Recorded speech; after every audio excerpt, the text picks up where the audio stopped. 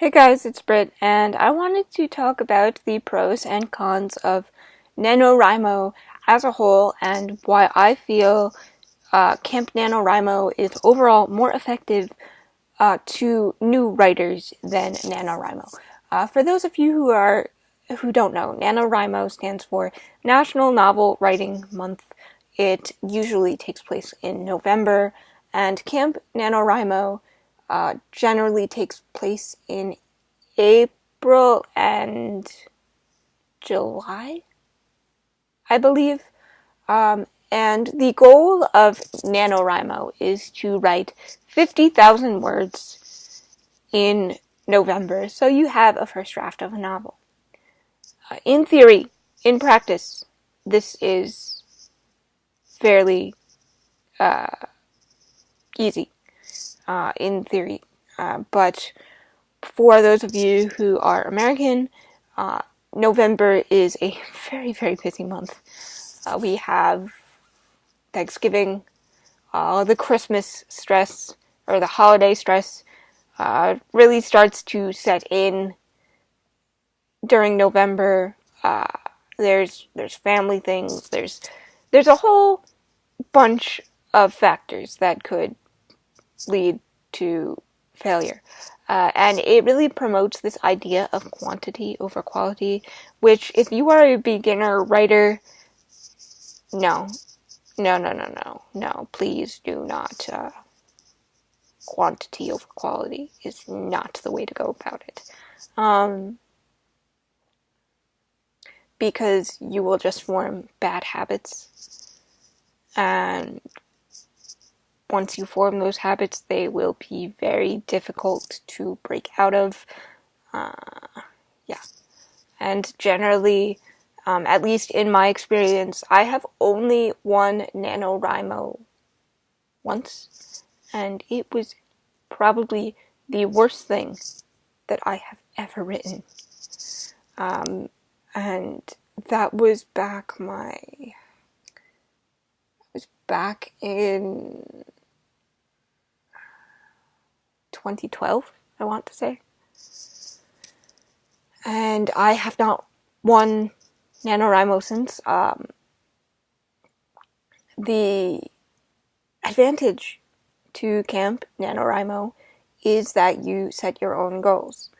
And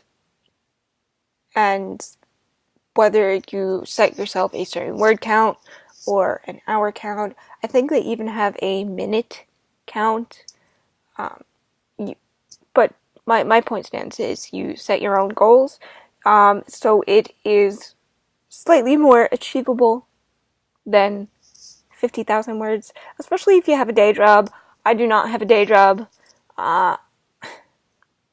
so I am working towards becoming a full-time writer. I plan on publishing on Kindle Unlimited. I'm currently working on something right now, and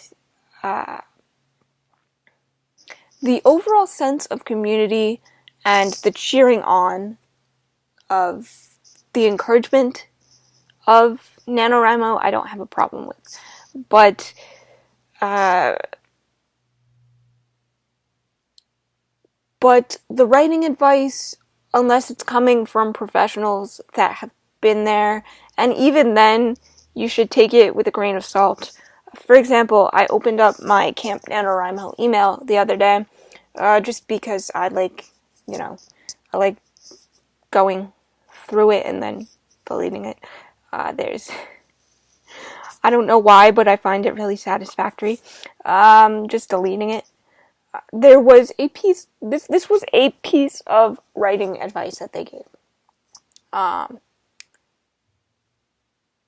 Stop writing mid-scene or mid-sentence, so you're more motivated to pick up where you left off. The mid-scene, I can understand. I can get behind. Mid-sentence, no. Please do not do that. That is terrible advice to give, especially new writers. If you forget what you were saying, you're gonna be more frustrated, and that's just gonna lead to you beating yourself up, and that's just not good. It's not good for morale. It's not good for your mood. It's not good for your self-esteem. It's just don't follow that advice. But I also feel like Camp NaNoWriMo, you have more time to prepare, and I think that you should take the time to prepare. Whether you're a pantser and you just write on the fly like I do, or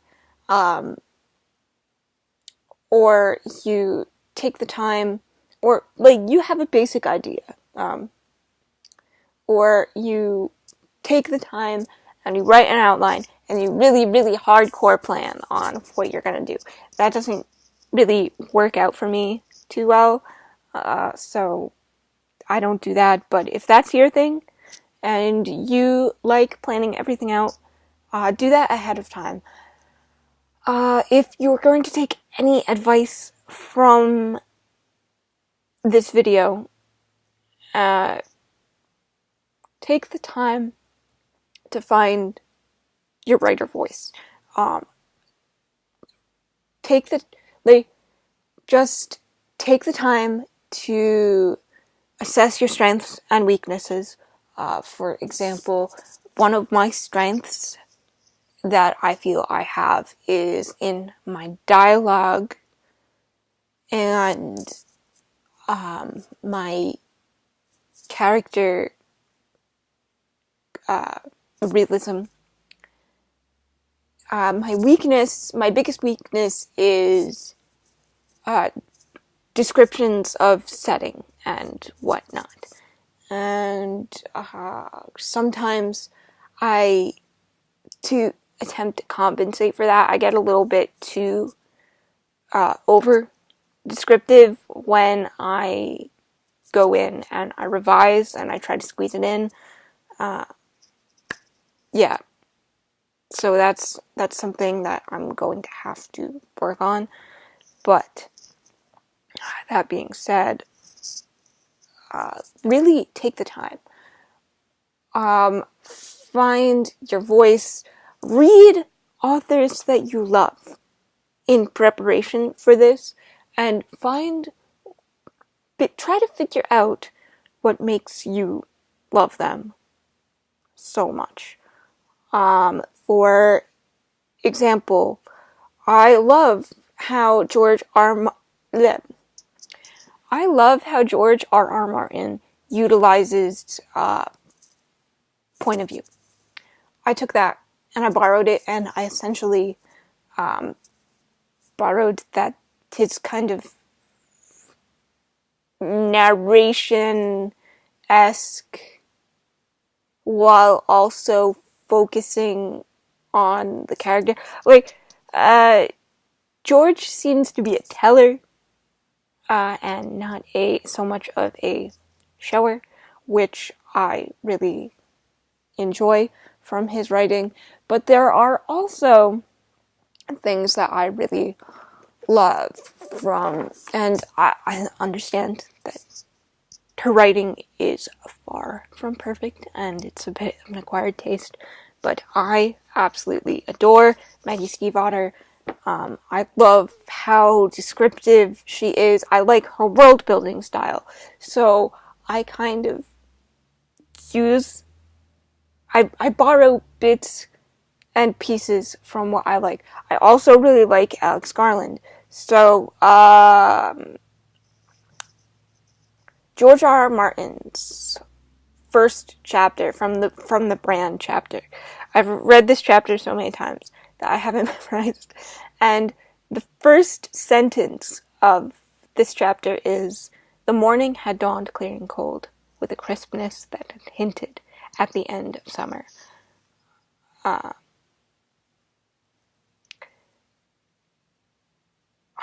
What is the... Well, that's the first line, and I think the second line is something along the lines of he was going to watch a man they were going to watch a man beheaded, 20 in all, and Bran rode among them, nervous with excitement. I really, really love how he set that up. Maggie Stiefvater for the first line in The Raven King. For the prologue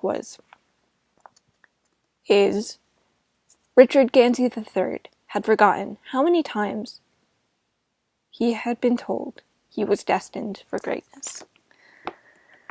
That tells you a lot about Gansey right off the bat. Another one of my favorites is Alex Garland, The Beach, which I always promote shamelessly. Okay, so his first line is, "The first I heard of the beach was in Bangkok, on the Khao San Road." Yeah, okay, so it's right off the bat, you get the beach, which is the title, and then he goes on to say, "The Khao San Road was backpacker land. Almost all the buildings had been converted to guest houses. There were long-distance telephone booths with Con Air. The cafes showed brand new Hollywood films on video, and you couldn't walk 10 feet without passing a bootleg tape stall." That really sets the scene really, really well, and that is what I would really like to emulate. It gives a lot of detail while simultaneously presenting the illusion that it's not a lot of detail, but it gives you just enough to set you up. And one thing that I think George does